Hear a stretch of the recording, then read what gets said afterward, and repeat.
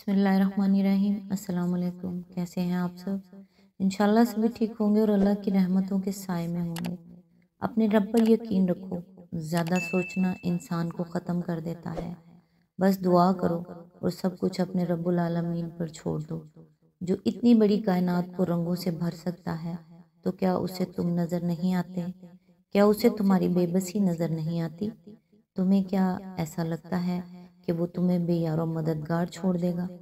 क्या वो तुम्हारी ज़िंदगी ऐसे ही बेरंग रहने देगा? बस अपने रब्बुल आलमीन पर यकीन रखो, बल्कि यकीन कामिल रखो। इंशाल्लाह वो तुम्हारी ज़िंदगी भी तुम्हारे पसंदीदा रंगों से भर देगा। वो तुम्हारी हर दुआ पर कुन फरमा देगा इंशाल्लाह। आज इंशाल्लाह सूरत अल अनफाल की आयत नंबर 35 से स्टार्ट करेंगे। औज़ु बिल्लाहि मिनश शैतानिर रजीम। बिस्मिल्लाहिर्रहमानिर्रहीम। बैतुल्लाह के पास उन लोगों की नमाज क्या होती है? बस सीटियां बजाते और तालियां पीटते हैं। बस अब लो इस अजाब का मज़ा चखो, अपने उस इनकार हक की पादाश में जो तुम करते रहे हो। इसकी तफसीर है, ये इशारा उस गलत फहमी की तरदीद में है जो लोगों के दिलों में छुपी हुई थी और जिससे आम तौर पर अहले अरब धोखा खा रहे थे। वो समझते थे कि कुरैश चूँकि बैतुल्लाह के मुजावर और मतवली हैं और वहाँ इबादत बजा लाते हैं, इसलिए उन पर अल्लाह का फजल है। उसके रद में फरमाया कि महज मिरास में मुजावरत और तवलियत पा लेने से कोई शख्स या ग्रोह किसी इबादतगाह का जायज़ मुजावर और मतवली नहीं हो सकता।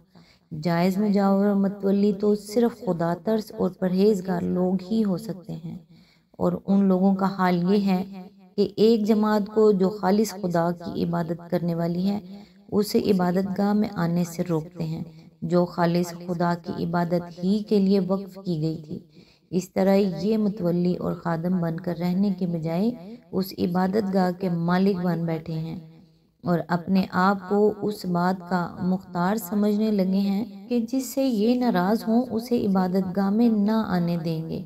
ये हरकत उनके ना खुदा तरस और ना परहेजगार होने की सरी दलील है।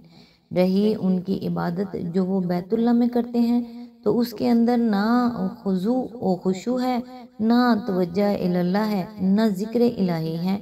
बस एक बेमानी शोरगुल और लहू व लाभ है जिसका नाम उन्होंने इबादत रख छोड़ा है। ऐसी नाम नहाद खिदमत बैतुल्लाह और ऐसी झूठी इबादत पर आखिर ये फजल इलाही के मुस्तहिक कैसे हो गए, और ये चीज़ इन्हें अजाब इलाही से क्यों कर महफूज रख सकती है?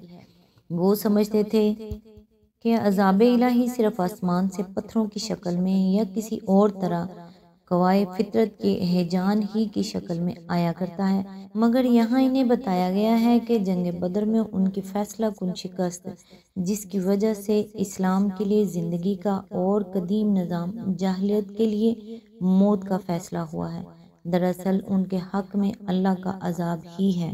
आयत नंबर 36। जिन लोगों ने हक को मानने से इनकार किया है वो अपने माल खुदा के रास्ते से रोकने के लिए सर्फ कर रहे हैं और अभी और खर्च करते रहेंगे, मगर आखिरकार यही कोशिश उनके लिए पछतावे का सबब बनेगी।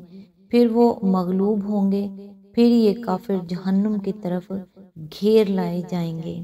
आयत नंबर 37। ताकि अल्लाह गंदगी को पाकीज़गी से छांट कर अलग करे और हर किस्म की गंदगी को मिलाकर इकट्ठा करे, फिर उस पुलंदे को जहन्नुम में झोंक दे। यही लोग असली दिवालिये हैं। इसकी तफसीर है, इससे बढ़कर दिवालियापन और क्या हो सकता है कि इंसान जिस राह में अपना तमाम वक्त, तमाम मेहनत, तमाम काबिलियत और पूरा सरमाया ज़िंदगी खपा दे, उसकी इंतहा पर पहुंचकर उसे मालूम हो कि वो इसे सीधी तबाही की तरफ ले आई है और इस राह में जो कुछ उसने खपाया है इस पर कोई सूद या मुनाफा पाने के बजाय उसे उल्टा जुर्माना भुगतना पड़ेगा।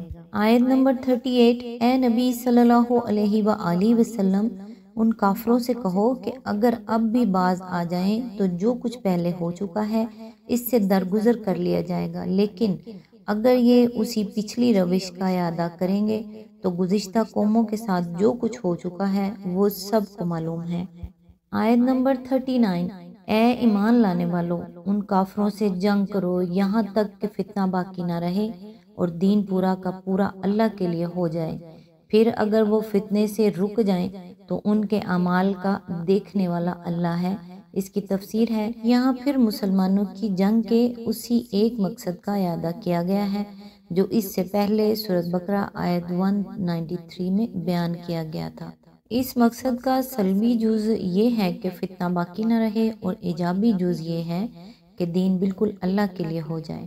بس یہی ایک اخلاقی مقصد ایسا ہے جس کے لیے لڑنا اہل ایمان کے لیے جائز بلکہ فرض ہے۔ اس کے سوا کسی دوسرے مقصد کی لڑائی جائز نہیں ہے، اور نہ اہل ایمان کو زیبا ہے کہ اس میں کسی طرح حصہ لیں۔ آیت نمبر 40، اور اگر وہ نہ مانے تو جان رکھو کہ اللہ تمہارا سرپرست ہے اور وہ بہترین حامی و مددگار ہے۔ آیت نمبر 41، اور تمہیں معلوم ہو کہ جو کچھ مال غنیمت تم نے حاصل کیا ہے اس کا 5واں حصہ اللہ اور اس کے رسول صلی اللہ علیہ وآلہ وسلم اور رشتہ داروں اور یتیموں اور مسکینوں اور مسافروں کے لیے ہے، اگر تم ایمان لائے ہو اللہ پر اور اس چیز پر جو فیصلے کے روز یعنی دونوں فوجوں کی مٹ بھیڑ کے دن ہم نے اپنے بندے پر نازل کی تھی، تو یہ حصہ بخوشی ادا کرو، اللہ ہر چیز پر قادر ہے۔ اس کی تفسیر ہے، یہاں اس مال غنیمت کی تقسیم کا قانون بتایا ہے جس کے متعلق تقریر کی ابتدا میں کہا گیا تھا کہ یہ اللہ کا انعام ہے جس کے بارے میں فیصلہ کرنے کا اختیار اللہ اور اس کے رسول ہی کو حاصل ہے۔ اب وہ فیصلہ بیان کر دیا گیا ہے، اور وہ یہ ہے کہ لڑائی کے بعد تمام سپاہی ہر طرح کا مال غنیمت لا کر امیر یا امام کے سامنے رکھ دیں اور کوئی چیز چھپا کر نہ رکھیں، پھر اس مال میں سے 5واں حصہ ان اغراض کے لیے نکال لیا جائے جو آیت میں بیان ہوئی ہیں، اور باقی 4 حصے ان سب لوگوں میں تقسیم کر دیے جائیں جنہوں نے جنگ میں حصہ لیا ہو۔ چنانچہ اس آیت کے مطابق نبی صلی اللہ علیہ وآلہ وسلم ہمیشہ لڑائی کے بعد اعلان فرمایا کرتے تھے کہ یہ غنائم تمہارے ہی لیے ہیں، میری اپنی ذات کا ان میں کوئی حصہ نہیں ہے بجز خمس کے، اور وہ خمس بھی تمہارے ہی اجتماعی مسئلے پر صرف کر دیا جاتا ہے، لہٰذا ایک ایک سوئی اور ایک ایک دھاگا تک لا کر رکھ دو، کوئی چھوٹی یا بڑی چیز چھپا کر نہ رکھو کہ ایسا کرنا شرمناک ہے اور اس کا نتیجہ دوزخ ہے۔ اس تقسیم میں اللہ اور رسول کا حصہ ایک ہی ہے، اور اس سے مقصود یہ ہے کہ خمس کا ایک جز اعلی کلمت اللہ اور اقامت دین حق کے کام میں صرف کیا جائے۔ رشتہ داروں سے مراد نبی صلی اللہ علیہ وآلہ وسلم کی زندگی میں تو حضور ہی کے رشتہ دار تھے، کیونکہ جب آپ اپنا سارا وقت دین کے کام میں صرف فرماتے تھے اور اپنی معاش کے لیے کوئی کام کرنا آپ کے لیے ممکن نہ رہا تھا، تو لا محالہ اس کا انتظام ہونا چاہیے تھا کہ آپ کی اور آپ کے اہل و عیال اور ان کے دوسرے اقربا کی جن کی کفالت آپ کے ذمہ تھی ضروریات پوری ہوں، اس لیے خمس میں آپ کے اقربا کا حصہ رکھا گیا۔ لیکن اس امر میں اختلاف ہے کہ حضور صلی اللہ علیہ وآلہ وسلم کی وفات کے بعد ذوی القربا کا یہ حصہ کس کو پہنچتا ہے۔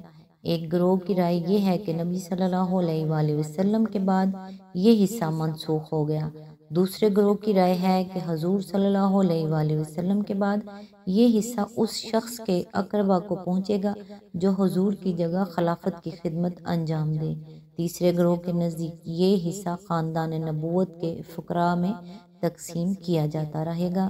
جہاں تک میں تحقیق کر سکا ہوں، خلفائے راشدین کے زمانے میں اسی تیسری رائے پر عمل ہوتا تھا۔ ہم نے اپنے بندے پر نازل کی تھی، یعنی وہ تائید و نصرت جس کی بدولت تمہیں فتح حاصل ہوئی۔ آج تک کے لیے اتنا ہی، نیکسٹ انشاءاللہ آیت نمبر 42 سے سٹارٹ کریں گے۔ تب تک کے لیے دعاؤں میں یاد رکھیے گا۔ اللہ حافظ۔